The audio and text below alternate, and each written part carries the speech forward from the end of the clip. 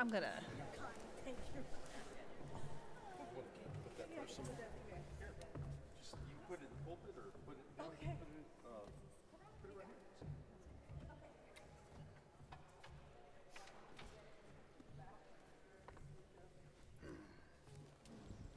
Test.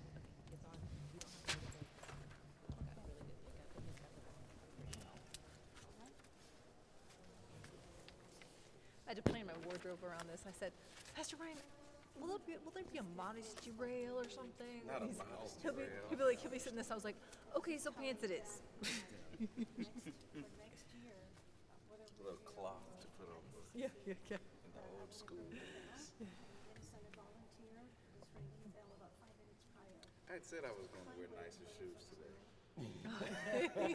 Those are nice shoes. Yeah, My brothers should be delighted. They're sneakerheads. listen, I've leaned into the millennial professor move. Yeah. Sneakers and blazers. Yeah, my brother's sneaker collection is kind of out of control. Mine is not. I'm doing the Benjamin Button. I'm getting younger Oh yeah. as time goes by. Like I was about a 70-year-old man in high school. I'm just like to coast. I was born middle-aged, and I sort of finally where my social age matches my inner identity. So I'm like, yeah, exactly. You know, it's not really as much of a compliment as they say. You have an old soul. Yeah. You realize that's just their way to say you're a strange kid.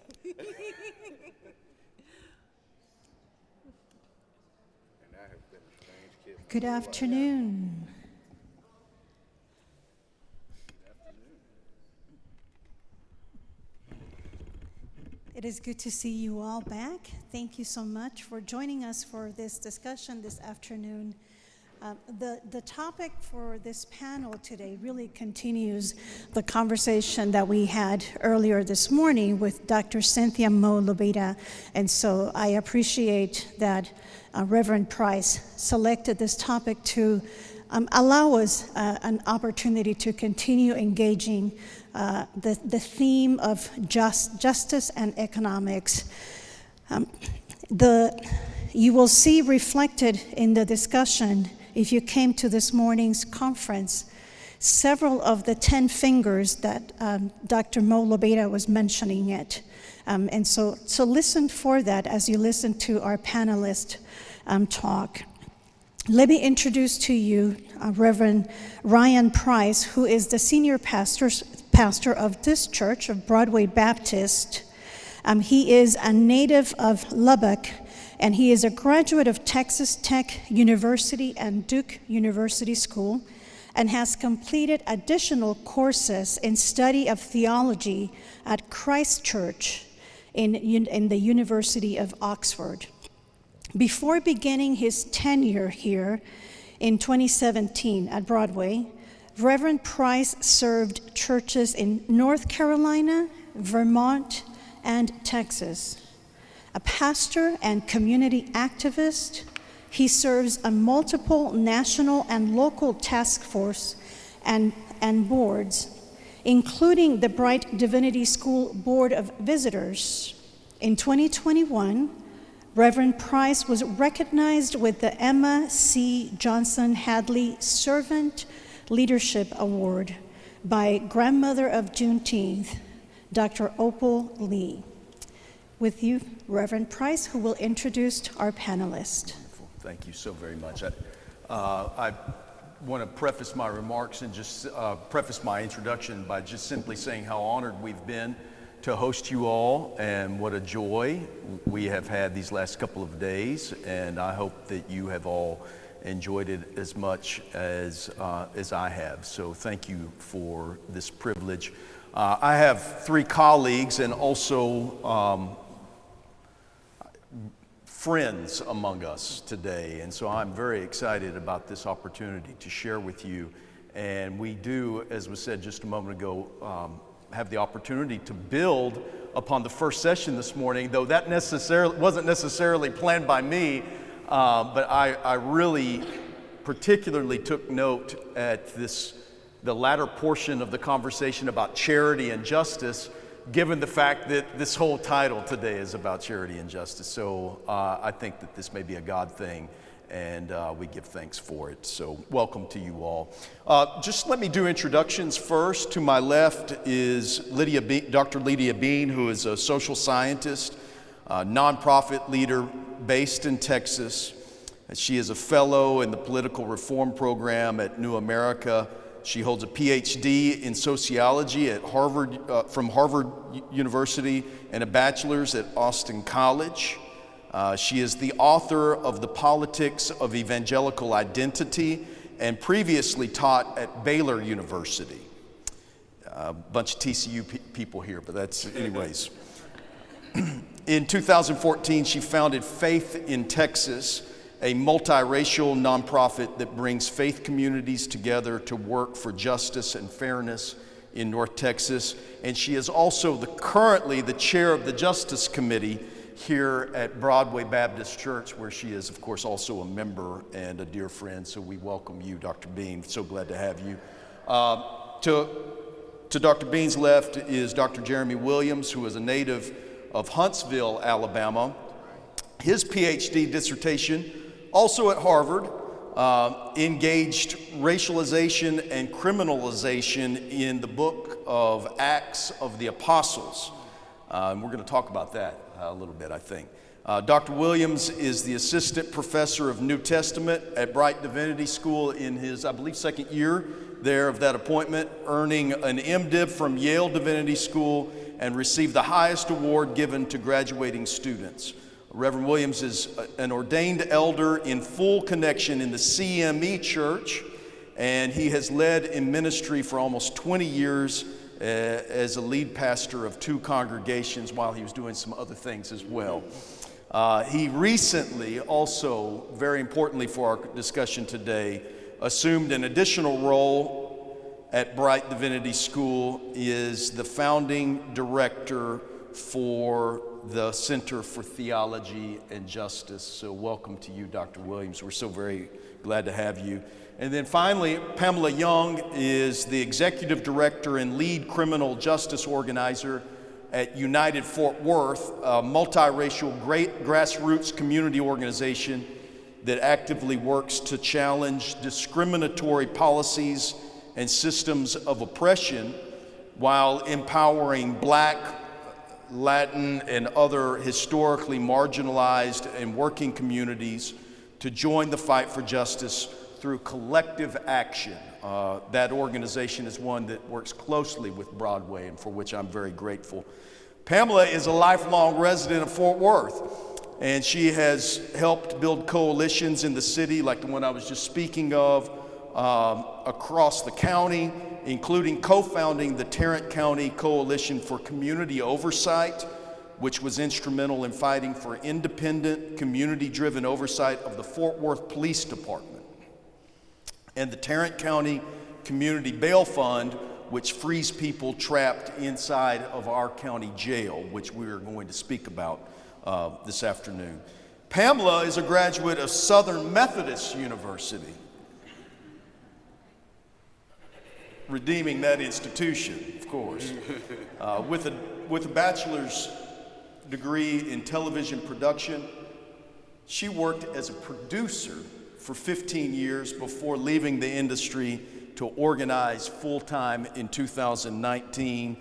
She has been very, very busy since, and I'm so pleased to work with her on many fronts. She also enjoys listening to podcasts, hanging out with friends, and is currently learning how to roller skate, which I think is wonderful. So I welcome all 3 of you as colleagues and people I respect tremendously. And Dr. Bean, I just want to start with you. Today's theme, I just mentioned it a moment ago, is from charity towards justice, faith-based organizing for community change. We will get at the organizing portion of that here in a moment, but first, can you just comment a little bit about what it is that from charity towards justice means to you? Yeah, for most of our churches, charity is what people think about when you talk about changing or taking action in the community. And it's about meeting people's immediate needs, noticing that folks have unmet needs and acting with compassion to do what you can to help meet those needs. And the move to justice happens when you say, well, why is this happening? Why are people poor? Why are these systems not serving folks equally? What's going on here? And when you really look upstream at why these needs exist and the broken systems or the unjust systems that are creating harm in our community, then that brings you into the work of justice. Now, I think both of these things are important because people are going to continue to have immediate needs. If folks are living outside, they need housing, and they can't wait for us to go through the long process of changing unjust systems to do so. So you have to do both. But I would contend that as a person of faith, my reading of Scripture is that as Christians we're called towards the work of justice. I was really glad that very point was made in the initial session this morning about not necessarily moving away, but towards. I think that's an important point. Dr. Williams, justice is prominently centered in the new Center for Theology and Justice there at Brite, and I would wish that you would answer the same question about how that was chosen and what from charity towards justice might mean to you. Thank you, and thank you, Pastor Price, for the invitation to be here and to share with all of you, and for you all for being a part of this panel discussion. When I think about the question of charity to justice, I'm reminded of an older preacher when I was growing up. He didn't necessarily have access to the Greek language, but he knew that in 1 Corinthians, in the King James Version, it goes through that litany of what charity is. And he didn't know that charity was just the Latin word that was the Greek translation of agape, but what he would say is he liked charity in 1 Corinthians 13 is because charity meant love in action. And I think that beyond kind of his framing, I would say that that's what justice really is. It's love in action. I believe it's Cornel West who says that love is what justice looks like in public, and intimacy is what it looks like in private. And so, to that end, Brite has, for its history, been committed toward justice in various iterations and imagining what moving forward in justice looks like. And part of this movement is connected to its new strategic plan, which has included a number of centers, of which the Center for Theology and Justice has been enshrined to help to forward this aspect of Brite's identity and to impact Fort Worth and ultimately the world. And so I have these handout sheets so that I think I only have about 50. And so if there's some extras, or if you need the information, you can email me. But so what I have on here is the purpose of the CTJ. It's capacious and ambitious, so I want to read it to you now. The CTJ, Center for Theology and Justice. Sounds like my service, capacious and ambitious, okay. And this is a product of faculty, board of trustee members, administrators, thinking through what does the future of Brite look like as it does justice work and wedding theology with justice. And so the CTJ brings together people and resources to catalyze and amplify the study and practice of justice at Brite Divinity School. The center brings theological perspectives to any issues of justice, especially systemic injustice, as mentioned by Dr. Bean. Key concerns include, but are not limited to, tending to how anti-Black racism, women and gender, including LGBTQIA+ discrimination, poverty, ecological crises, immigration policies, and anti-Semitism manifest in systems like mass incarceration, housing, education, healthcare, voting rights, public policy, etc. So as you can see, we have an easy task in front of us, but we are launching now, and we will have more information coming forward. And if you'd like to know more about the CTJ, there's a QR code on here where you can submit your information so that we can keep you in the loop as we have our launching activities later this semester, and then some of the other activities and events that we plan on having. I'll speak more about it later, but to answer that question, I believe the CTJ is an example of that love in action. That's wonderful.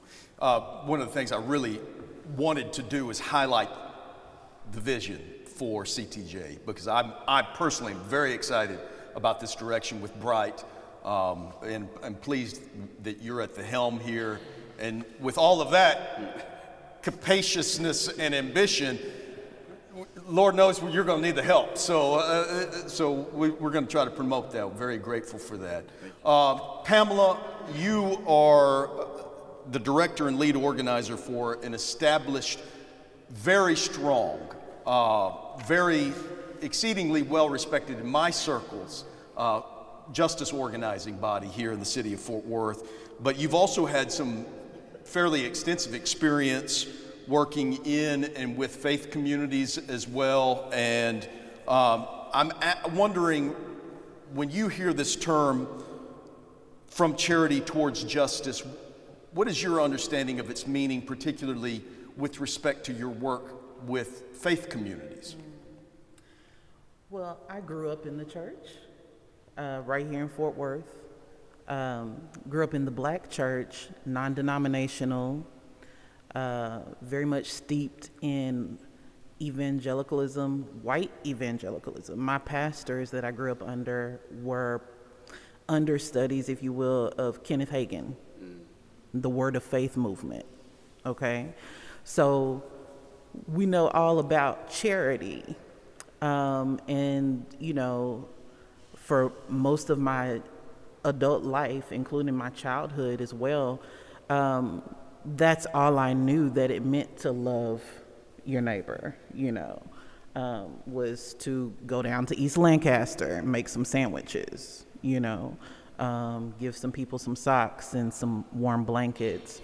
But everything that you mentioned there is really, I think, not to say that we can't keep doing that work, but it's the real work that has to be done, and that people of faith have to begin to really shift to doing. There is a need, a dire need for people of faith, because we have privilege. Even people of color who are part of this majority, this Christian majority in this nation, in this state, in this county, we have a level of privilege that other people don't have, and particularly white evangelicals, Christians, Protestant folks have privilege that must be used to begin to chip away at these root issues, right, that continue to put us in the place where we have to make sandwiches and go down to East Lancaster. People are literally living off of charity. That shouldn't be the norm. So I love this topic of moving from charity to justice. I think it's very important, and I think that anybody can be a part of that move. You know, you don't have to be an activist in the streets 24/7, right? You can do that. You can be a part of the move towards justice wherever you are. Whatever your walk of life is, there's a way for you to plug in. Pamela, Dr. Williams has given us this long list of the laundry list of things we have to do, but kind of practically how we enter into some of this in partnership with one another currently is our church's work with United Fort Worth and many, many other people of both faith and non-faith, right, in a kind of collaborative work on a specific issue, and that is the Tarrant County Jail, right, that we've really centered in on that as a primary focus of our work. Mm-hmm. Would you share just a little bit about how that came about and some of the collaborative work that we are doing? Yeah, you know, Tarrant County Jail, as many of you may know, is under a lot of scrutiny right now because since 2018, over 60 people have died in the custody of the Tarrant County Jail. But back in 2017, legislative session here in Texas happened, and a bill was passed, Senate Bill 4, which was known as the Show Me Your Papers bill. And around that time is when United Fort Worth came to be, because we started organizing for Tarrant County and for Fort Worth. We saw a lot of people organizing against this racist bill around the state, but not here, not in good old Tarrant County. And so that's how United Fort Worth was born. And since that time, we've been advocating against not only Senate Bill 4, but 287G. Putting out a lot of terms here. But 287G is similar to SB 4. It gives sheriff's deputies within the county jail the authority to act as ICE agents. And so when anyone comes into the jail, the sheriffs now are acting as ICE agents and can put them on a pipeline to deportation, even for a minor offense. And so United Fort Worth, another organization, ICE out of Tarrant, very instrumental in bringing awareness to the community about this harmful policy, and also bringing awareness to the powers that be in Tarrant County, the Commissioner's Court. That's the body that pays the bills for all of these county policies and departments, and the jail. And so that's when our work started in 2017 and on into 2020, when the sheriff who brought these harmful policies in was up for re-election for the first time. We got on the phones because it was COVID. So we got on the phones relentlessly, calling people, asking them to get out and vote, letting them know about what's going on with 287G. And in that process, that's when we learned about, oh, there are actually people dying at the jail. And so we began to sound the alarm through all of the channels, got media involved, and really tried to wake people up because nobody was talking about it. And this, continued, and fast forwarding to 2 years later, 39 people had died, I believe around May of 2022. 39 people had died in the Tarrant County Jail at that point. And we got word of the story of Kelly Maston, which I don't know if many people know about, but Kelly Maston at the time was a 38-year-old woman who was developmentally challenged and also epileptic. She had a medical emergency, and instead of being taken to the hospital, she was arrested and she was taken to jail. And she sat there and languished, having seizures for 10 days with no medical attention. And this, on top of 39 people being dead, having died in the jail, this outrageous, act of neglect that we learned about really just pushed us further into advocating and continuing to sound the alarm, calling for independent investigations at the County Commissioner's Court. We had a list of demands for every entity involved: the county hospital, the police department that arrested her, all of the players. But what we found was that Black, brown, queer people showing up and advocating for the lives of other Black, brown, queer, and mentally challenged folks we weren't really moving the needle as much as we would like to have in red Tarrant County. And so I believe this is where God stepped in and Lydia called, and you will talk later about how we know each other, but Lydia reached out and was like, hey, Broadway Baptist Justice Committee is looking to, get involved in our next campaign for justice. And that's when we connected and said, we would love to work with y'all. And they asked, how can we show up? We said, you can show up at County Commissioner's Court every Tuesday at 10 a.m. and beat this drum for justice in our Tarrant County Jail. And they've been going ever since.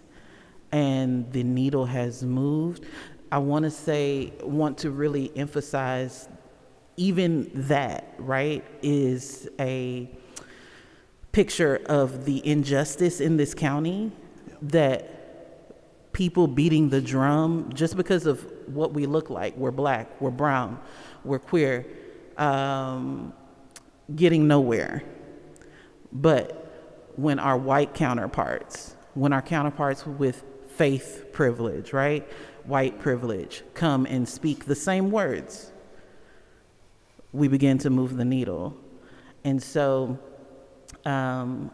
we're grateful for the partnership, and that's why I say it's so important that anybody can be a part of making that change, no matter where you are, but particularly folks who have that privilege. It makes a huge difference. Thank you, Pamela. Lydia, would you share a little bit about that work from the congregational side? And then also, we heard a little bit about faith-based organizing in general this morning and how it was actually a required class at the seminary spoken of this morning. So I know you have extensive experience with that. So talk a little bit about how it's being expressed here, and then maybe some of the more grounding principles of what it is that we're trying to do. Sure. So I actually first met Pamela Young many years ago when I was leading an organization called Faith in Texas. And some of you may know about different networks that do congregation-based organizing. So the Industrial Areas Foundation, I think was mentioned earlier, a network called Faith in Action, Gamaliel, DART. All of these are networks that teach the practice of organizing through congregations, and usually they're multiracial and multi-faith, so churches, synagogues, mosques, you name it.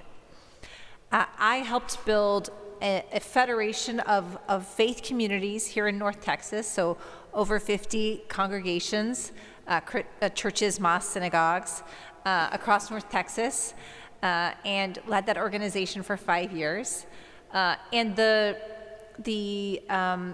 heart of it is that churches and mosques and synagogues can federate, they can come together across lines of difference, and together choose shared priorities, be in solidarity with each other, build leadership within their congregation to work for justice, do consciousness raising and leadership development, work together, identify who the decision makers are who can make a systemic change, and then move their shared power to hold that decision maker accountable to actually make the change and to implement it and carry it out and follow through. That's the heart of what congregation-based organizing is. It's similar to labor organizing. So the idea is that, some folks have power because they own a factory or because they give a lot of cash to politicians. We don't have that kind of power. We have organized people, not organized money. So the same insight, right? We bring people together to have the leverage to have enough voice. I'd say the twist for congregation-based organizing is that we are people of faith. So there's a rich theological tradition for us on what it means for us to use our voices and to build power in a godly way, and not just use abusive, coercive, oppressive power. And so that's one of the things that congregation-based organizing can contribute, is that to go deeper with our different faith traditions, not to do, kind of religious Esperanto where we're pretending like we all follow one religion, because we do not. I have organized evangelicals and Muslims side by side. They're not saying, we all believe the same things. They do not. But the idea is that each of us are going to our own well.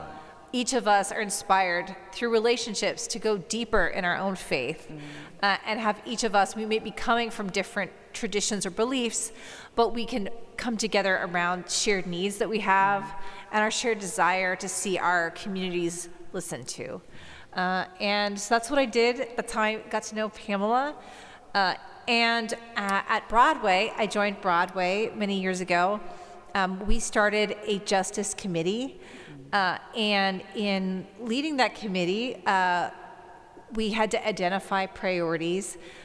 Broadway is known as a church with a deep investment in ministry with unhoused people and involvement in housing. And we also had, raised our voices in the jail. And so those have been our two priorities. Now, one thing that's been missing is, for a while here in Tarrant County, it's kind of been Broadway Baptist. And I don't want it to leave it there. So I think one of our next efforts is to be in deeper solidarity with people from other faith traditions, Black, Latina, Asian American faith communities as well, so that we're in deeper solidarity, but even so, I think I've been really pleased with what we've been able to achieve. Put that one on the prayer list, is what Lydia's saying. Yeah.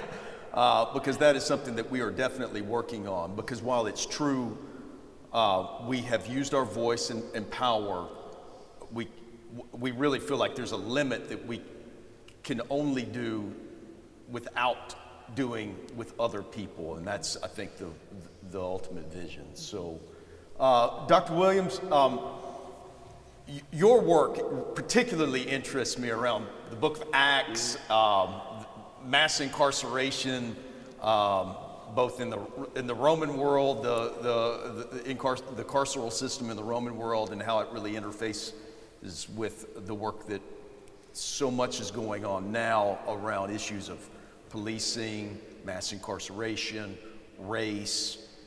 Just tell us a little bit about your vision for the way in which particularly your scholarly work interfaces with what you would like to teach students, and the kind of experiences you would like to give them as they're thinking about engagement in this work. Certainly. Some of the things that really drive my approach to the Acts of the Apostles are the times in which I was going to Divinity school and doing my graduate work, where Black Lives Matter was a particular iteration of the long journey of the civil rights movements and the journey toward freedom. And particularly in these times, of course, over the last decade, there's a number of statistics that drive where I get my approach to Acts. That per the Prison Policy Initiative, the U.S. has 1.9 million people incarcerated at state, federal, and local levels. Over the last 50 years, the state and federal prison population has grown by about 700%. The Bureau of Justice reported in 2023 that at year-end 22, 32% of persons sentenced to state or federal prisons were Black, while 31% were white and 23% Hispanic. And note that per the 2022 U.S. Census, Black people comprised only 13% of the population, and Hispanic people 19.1%. And so this real context drove me to think about what can biblical texts, scripture, sacred history, lead us to do and to think about in ways that we can respond to this crisis of mass incarceration where the plantation just transformed into prisons, especially for-profit prisons. And there was an obvious corollary that many interpreters, probably most interpreters, overlook. And it's the early Jesus followers, especially as seen in Acts of the Apostles. Remy, one of my students, has gone through this journey of thinking about how the earliest Jesus followers, often our portrait of them is of saints and theologians who were being persecuted for their faith, rather than thinking about the semantic range of that Greek word that gets translated as persecuted, but rather as prosecuted. They were intentionally targeted, and legal systems sought to invisibilize them and make their voices go away. So I'm taking a little bit of this from abolition discourse, that prisons don't disappear problems, they disappear people. And part of what we see in Acts of the Apostle are various leaders imbued with imperial power, whether legislative, judicial, or otherwise, targeting a minoritized group of people through the legal powers that they have, whether it is through flogging, whether it's imprisonment, whether it is trumped-up trials, and using those and wielding that power against the group that are protagonists to us, but that in the first and second centuries would have just been seen as a nuisance or a small group that the main narrative is not about.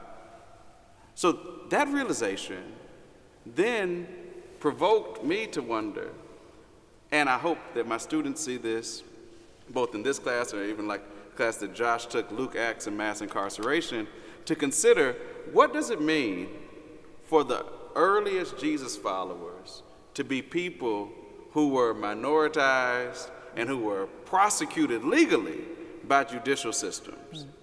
How should that invite us and invoke us and compel us to reimagine who these people who we have turned into saints and exemplars? Wow. And so, with this type of thinking, then we can imagine that perhaps those who most look like those earliest Jesus followers are not those in black robes and white albs, but those in orange jumpsuits. How does that reframe the way we think about the Christian story? And how does that then allow for a text like Acts of the Apostles, or even Pauline epistles where he mentions that I'm writing this from jail, not just be a marker of this hero of the faith, but of a marginalized person trying to find joy in a situation where it's almost impossible and is next to people who would have capriciously been sentenced, imprisoned, and even executed. And that, to me, is where the Jesus movement starts. All right, that's it. I've got 10 questions. I've gotten through 2, and we got about 5 minutes. No. Okay. I'm not going to get through all of these, and we're supposed to do Q&A also. So if you have a question, I know we have an organ concert that I don't try to out-preach the organ here. So we're going to do that. We're going to have a hard stop at 2:25. But if you have a question, just raise your hand. I think someone has a microphone that will come. Otherwise, I'm just going to keep on going down my list of questions. But I want to ask one more for sure, and that's of you, Dr. Williams. You just used this word movement. And I actually heard Dr. Williams last summer giving a Bible study at Ebenezer Baptist Church in Atlanta. Most churches, you say, Senator's Church, Raphael Warnock, but there you have to say Dr. King's Church also. And you were leading the Bible study on this very thing, and you have a profound understanding of this language of the way that we read in the book of Acts. Before we were called Christians, we were called the way. Can you just say a bit about that, of what you're imagining a church is possible for a church of the way? Right. Well, it's first, the book of Acts does not primarily use Christian as a way to describe the Jesus followers. And when it is used, it's used in a pejorative way. So the term that is most popularly used in the way that they are identified and identify themselves are as He Hodos is the Greek term, or the way, but also some scholars, and I'm included amongst them, translate it as the movement. Particularly because the reason why it's the way is because it's demonstrating a group of people going in a direction together. And so the way, or the movement, is the way that Acts describes the earliest Jesus followers. Doesn't use Christian, doesn't use ecclesia or saints like Paul does. They refer to themselves as part of the way, or from my translation, the movement. Yes. And you also said, and this spoke very powerfully to me, you said, we're called to be the people who get in the way.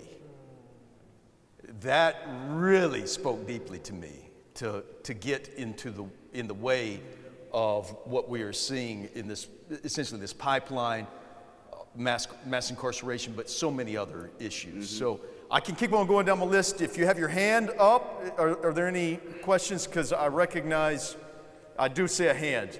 Okay, we've got about 10 minutes on questions. Otherwise, I've got more, but I want to be respectful of the group. I can maybe use my Baptist preacher. Okay, I will. Thank you very much. Pamela, Lydia, I was fascinated with your discussion of people just, keeping on showing up to those meetings. And many, many years ago when I was in high school, I had a job. I'm getting feedback. Is this okay? Are you hearing me okay? It's fine. Okay. But I had a job for the local FM radio station, rock station, covering county commissioner meetings, school board meetings, village council meetings. And what I realized was just a few people showing up, and all of a sudden, the people on those committees, they were nervous. What are they here for? Are they keeping us, going to hold us to task?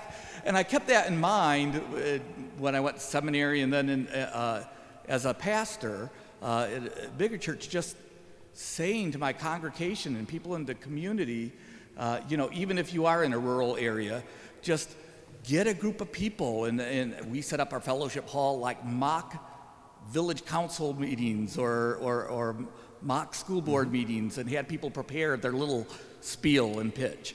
And I just think that's so important as a religious educator, just that religious education. And so I was just curious, what sort of education, if any, what sort of preparation do you give, lay people, community people that want to do some of this advocacy work, to prepare them to go to those meetings or to meet one-on-one?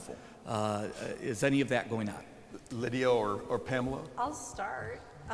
So I love that idea of doing mock meetings. That's one of the best ways to get ready.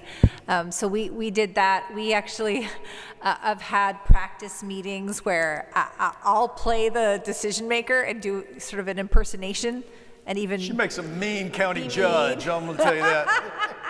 So that's great. And then another way also is, so we do that prep just to get folks ready, and we have an agenda so we know everyone knows what they're going to say, what role they're going to have in the meeting. And then we do it, and then we debrief it and reflect. And the debrief is really where the action happens. So people learn, they have an experience of themselves being powerful. Sometimes it's the first time they've actually had an encounter with a public official. And it's so they learn something about themselves and their ability to raise their voice, and it's really exciting to see. And then when we go in the next time, they're seasoned and prepared. So I think that's the most important thing. We also have, we had a half-day training at Broadway that was open to the community, and if you're part of like an organizing network, like the ones I named, sometimes they might have a 3-day intensive organizing training where they'll go through the whole process of organizing a campaign. Yes. Yeah, I really suggest that you hook up with Broadway Baptist and their Justice Committee, because they're doing that work really well, as well as the Justice Network, that's the offshoot, I believe, of the Broadway Baptist Justice Committee. They are training I think they're actually going to start doing Zoom sessions where folks can share what they're going to say, or what's on the agenda and how we can address it together, how we can all be on the same page. But another thing to add to what Lydia shared, I think, is watching the meetings, going to the meetings, even if you don't speak. That's where you learn as well, right? What are the things that are being talked about?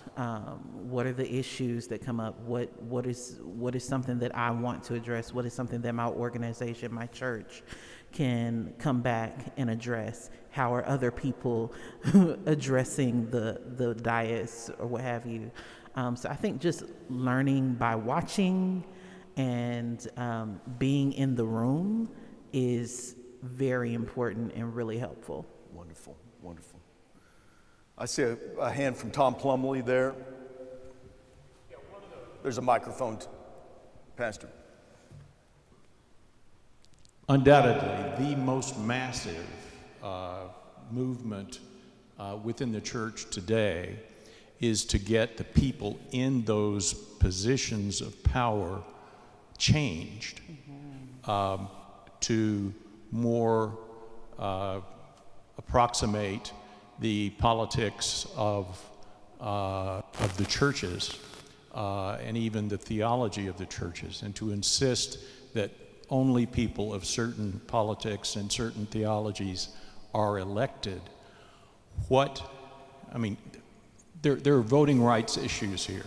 There are all sorts of issues, not just about how you deal with folks who are already in office, but how do we, as justice seekers, make sure that the people that are elected are not the people that great movement within the church currently are trying to get elected? I think we have to. How do we fight the evangelical right, the Christian nationalists, in other words? Right. I think we have to start running for office, like at a base level. That's what we have to do to change those seats of power. Who's in those seats of power? Who is writing those policies? Who are holding the purse strings? We have to become those people. And that's going to take a lot of work, but it can be done. It's been done. We just had a favorable decision at Commissioner's Court on yesterday without a majority, right? Without a majority of us on that body, right? But just with two, it was enough to, with all the work that's been put in, with all the advocacy and with the work that they're doing in those seats of power, it was enough to sway the vote and to come out with a unanimous vote for justice. First step. First step.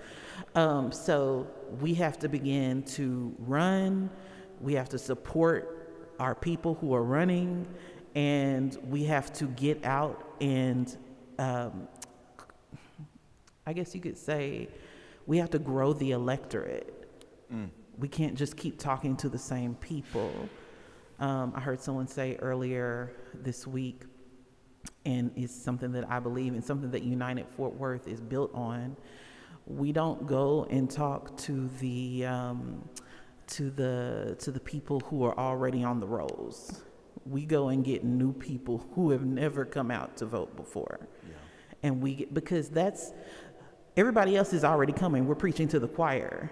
We have to get the people that nobody is going to and talking to. Who are those people in your community? I know who they are in mine, but who are they in yours? Who's not voting? Who is not civically engaged? That is the ground that has to be tilled and the harvest that has to be brought in. And out of that harvest, we're going to have more people who will sit in these seats of power as well, because the people, and I learned this at Faith in Texas, the people who are closest to the pain are the ones who need to be driving the train, right? Because they know more than anybody what's wrong, what needs to be changed, and how we're going to get there. Dr. Williams, would you respond to that as also?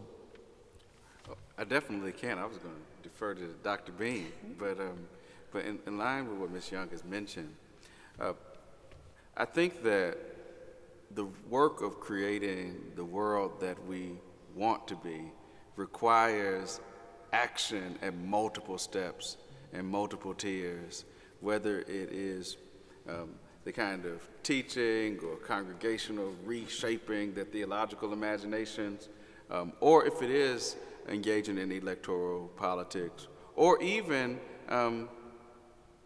the steps that are active now to engage these systems even when people don't have your interest and they're the ones who are in power. That one thing, and especially, we didn't mention it here, but I've done a good deal of community organizing work as well. And one thing that is important, and I think that these two who are so much more adept at this can speak to, is that even after you get the right people in office, you still have to put pressure on them, because the issues are still going to be the issues, and because they're systemic and structural, one person in one seat is not going to change the system. It's going to take continued effort and pressing and preaching and teaching, and we know this as pastors, that people hadn't heard it until you said it 10 times, and especially with something as deeply ingrained as systemic and structural racism and the way that the prison industrial complex shapes so much of our thinking that we don't even feel safe at churches without a police officer there, right? What is that in our minds, right, that we have to undo, and it requires shift at every angle, every level of society, and it's a constant work. Miriam Kaba, an abolitionist, talks about how hope is a discipline. It's a discipline. I would add one thing I think important to this is for Christians to learn how to be a vital minority, and I think one of the things driving this white Christian nationalism is this idea that America is a nation for Christians who look like me, right? That's this idea that we should be in charge. Other people should kind of have second-class citizenship, that they shouldn't, have the same rights and privileges that white Christians should. When you say it out loud, it sounds very silly, but that's kind of the unstated, quiet part that sometimes gets said out loud more and more.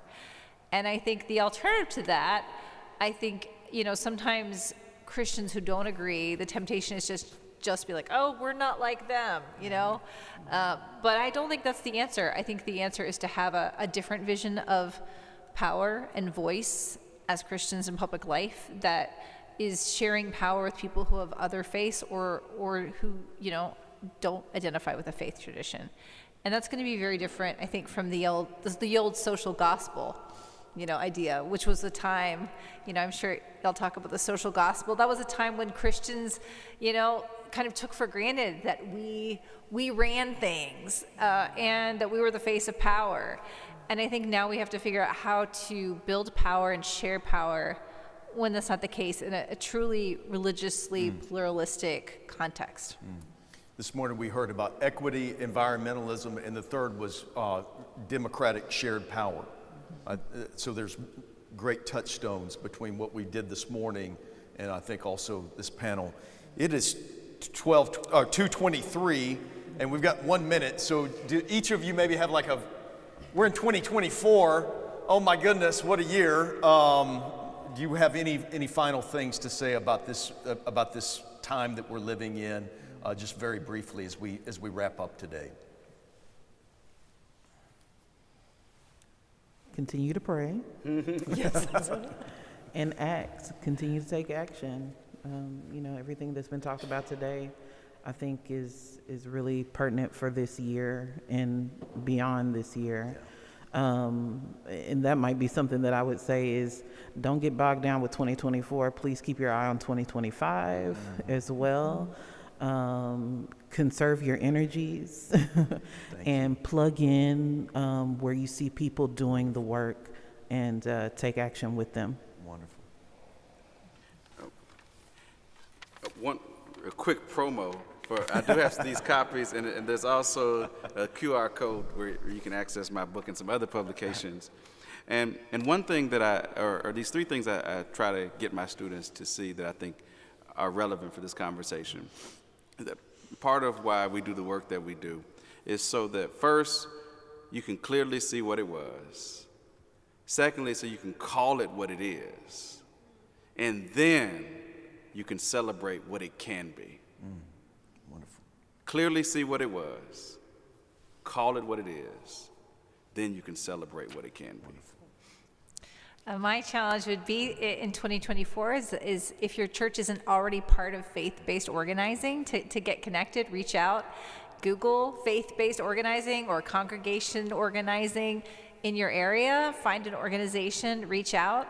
And if you want to talk with me about how to get started, my website is lydiabean.com. So just drop me a note on my contact page, and if you're in a different part of the world, I'd love to connect you with folks I know there. 2:25. I think we did pretty well. Please help me thank these wonderful panelists. Ms. Young, thank you very much. Dr. Williams, Dr. Bean, we're honored to have you.